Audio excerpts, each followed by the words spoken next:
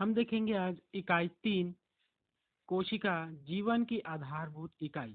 तो इसमें सबसे पहले अध्ययन करेंगे अध्याय 8 में कोशिका का एवं कोशिका संरचना तथा कार्य। कोशिका का अध्ययन करेंगे और उसकी संरचना और कार्य का अध्ययन करेंगे।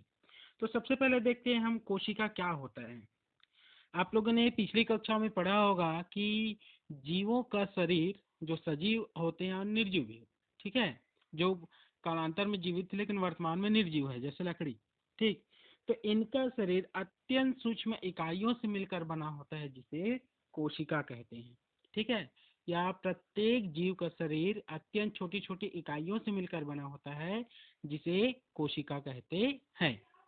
और यही कोशिका आपस में मिलकर उत्तक बनाते हैं, उत्तक आपस में मिलकर अंग बनाते हैं, अंग आपस में मिलकर शरीर का निर्माण करते हैं और इस तरह से एक जीव का निर्माण होता है।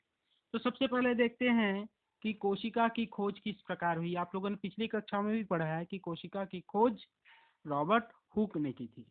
ठीक है, तो देखते हैं, इसका अध्ययन करते हैं।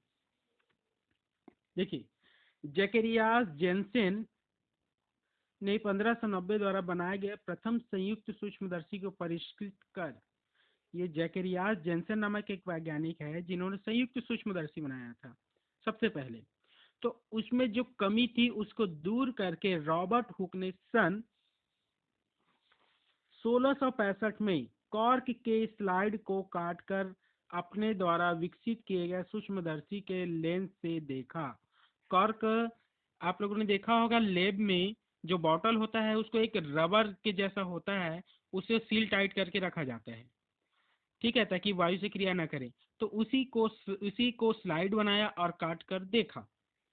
ठीक है, उन्हें अनेक खाली स्थान दिखे जो अपनी अपनी सीमा रेखा भित्ति से घिरे हुए थे।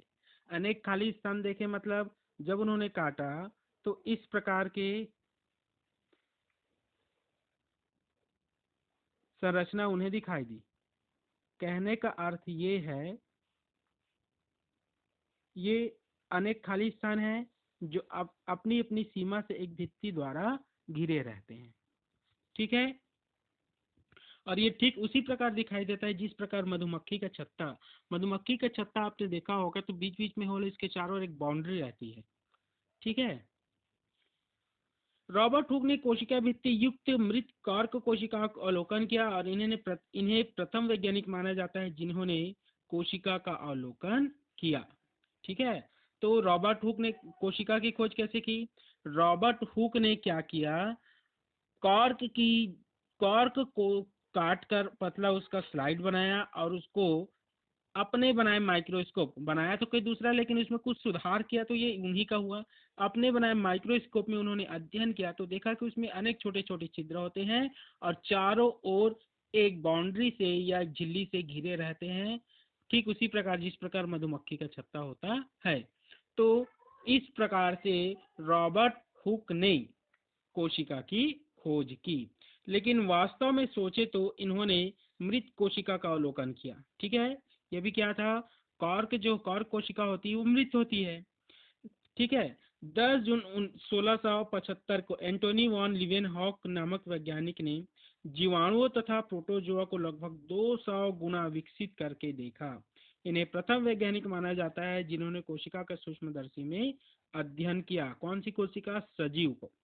ठीक है, तो कोशिका की खोज का श्रेय रॉबर्ट हुक को जरूर जाता है, लेकिन उन्होंने मृत कोशिका का अध्ययन किया और एंटोनी वॉन लीवेनहॉक ने सबसे पहले सजीव कोशिकाओं का अध्ययन किया।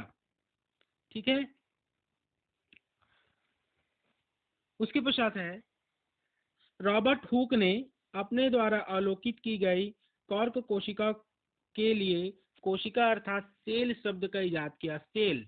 सेल का किया जिसका अर्थ होता है कोशिका, तथा प्रयोग किया, परंतु लीवेनहॉक ने अवलोकित जीवित कोशिकाओं को एनिमॉल्क्यूल नाम दिया।